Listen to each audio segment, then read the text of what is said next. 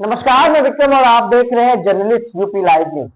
देश दुनिया की तमाम बड़ी खबरों को देखने के लिए हमारे चैनल को तुरंत सब्सक्राइब करें और कमेंट बॉक्स में अपनी अमूल्य राय जरूर दें। आइए आपको दिखाते हैं इस वक्त की सबसे बड़ी खबर।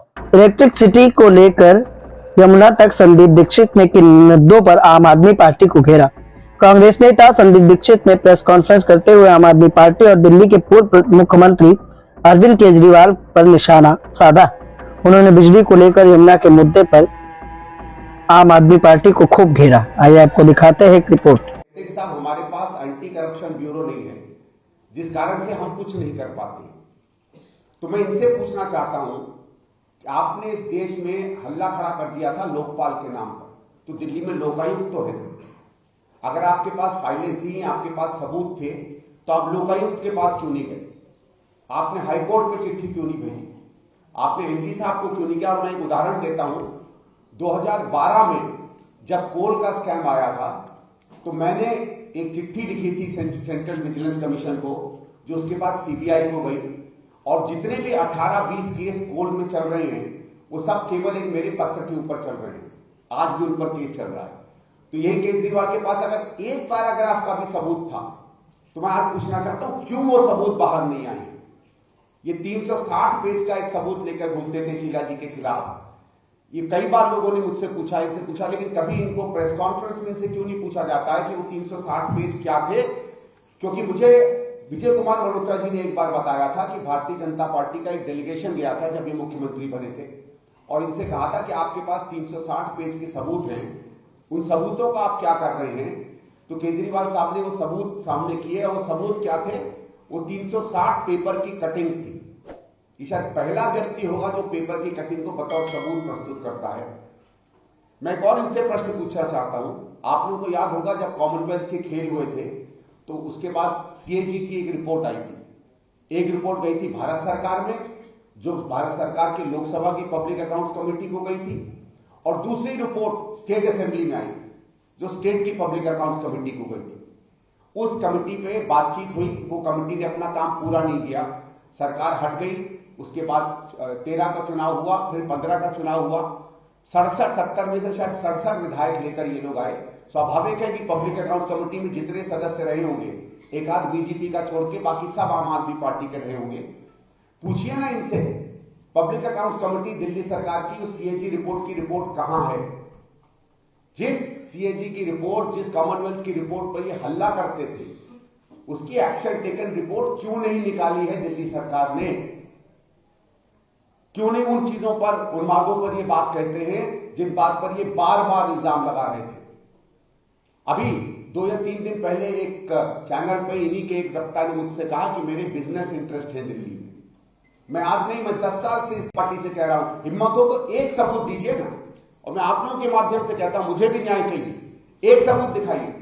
पूरी दिल्ली में इन्होंने इस बात को फैलाया। मैं स्पष्ट करना चाहता हूं, आपने देखा होगा ये ऑरेंज रंग की जो बसें चलती हैं, पूरी दिल्ली में कहा गया है कि ऑरेंज रंग की बसें मेरी हैं। मैंने एक पत्र लिखा आज से 3-4 महीने पहले डिम्स को। मैंने कहा साहब, डिम्स में अगर मेरी बसें चलती हैं तो पिछले 10 साल में मुझे तो 1 रुपया किराया नहीं आया है। या तो मुझे किराया भेज दीजिए या स्पष्ट कर दीजिए बसें किसकी हैं। मेरे पास तो अभी तक डिम्स का जवाब नहीं आया। मैंने एलजी साहब को आज से 1-1.5 साल पहले पत्र लिखा, और तमाम जो चीजें पब्लिक में चलती थी सबका उल्लेख करके कहा कि आप इन पे इंक्वायरी बिठाइए, क्योंकि मुझे किसी चीज का भय नहीं। मैंने एलजी साहब से रिक्वेस्ट की कि आप इंक्वायरी बिठाइए, और वो 8-10 चीजें जो कही जाती थी मेरे बारे में, सब मैंने स्पष्ट की कि एक भी अगर आपको सच मिले तो आप उसको नेशनलाइज कर दीजिएगा और मुझे जेल भेज दीजिएगा। एलजी साहब का भी उसके बाद कोई पत्र मेरे पास नहीं आया।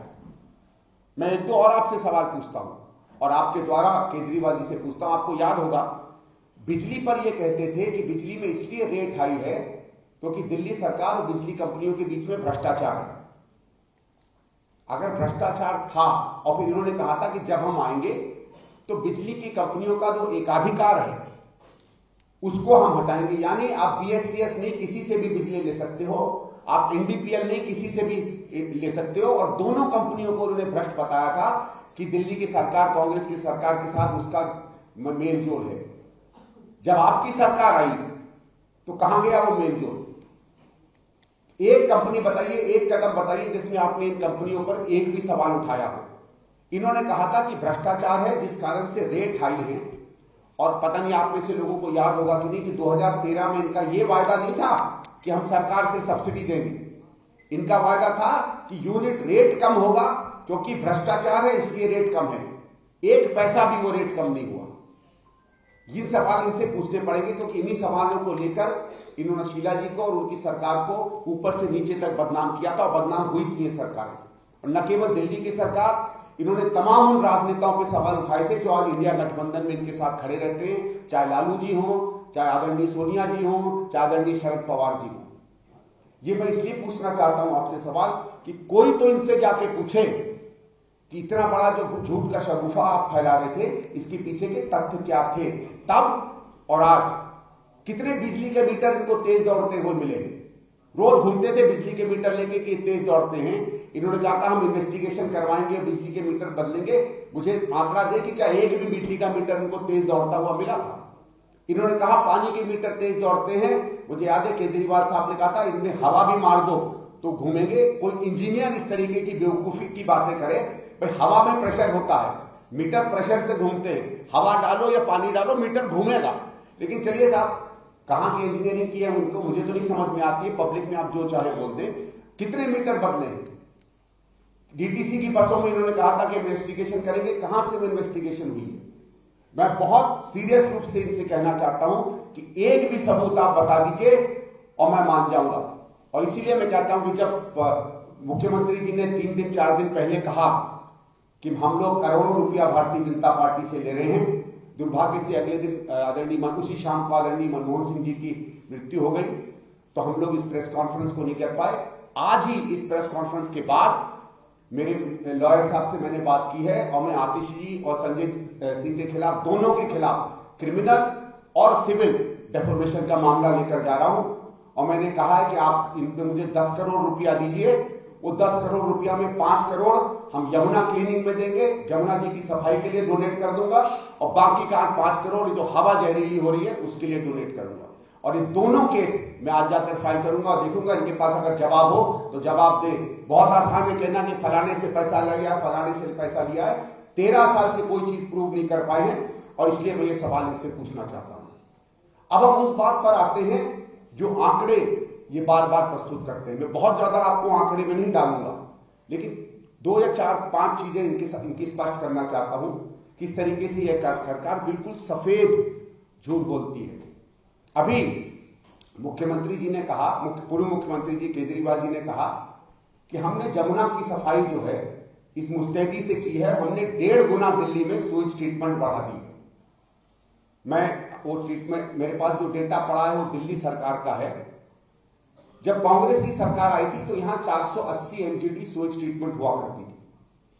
जब हमारी सरकार हारी है तो शायद 604 एमजीडी हम सूरज ट्रीटमेंट किया करते थे, या 620। आज भी उतना ही है। एक सिर्फ सूरज ट्रीटमेंट प्लांट बना है। सीधे सीधे ये मुख्यमंत्री झूठ बोलता है कि उसने सूरज ट्रीटमेंट का काम यहां बढ़ाया है। स्वयं एलजी साहब ने जो 2023 में एक रिव्यू ली थी, उस रिव्यू में आया था कि पिछले 7-8 सालों में 2014 के बाद से दिल्ली में यमुना में जो पोल्यूशन एफ्लुएंट जा रहा है वो पहले से दुगना हो गया। लखनऊ में अब अपना आशियाना बनाना हुआ आसान। नई साइड का शुभारंभ। आपको बता दें कि लखनऊ के पुलिस फॉरेंसिक लैब दरोगा खेड़ा कानपुर रोड एयरपोर्ट के पास गेटेड कॉलोनी में प्लॉट देने के लिए दिए गए नंबर पर संपर्क कर सकते हैं। New site Daroga Khera Kanpur road near airport RCC road, नाली, बिजली, पार्क, सारी सुविधाओं के साथ गेटेड वीवीआईपी सोसाइटी के साथ सस्ता और अच्छा नई साइट का शुभारंभ। तो अभी बुकिंग के लिए दिए गए नंबर पे संपर्क करें।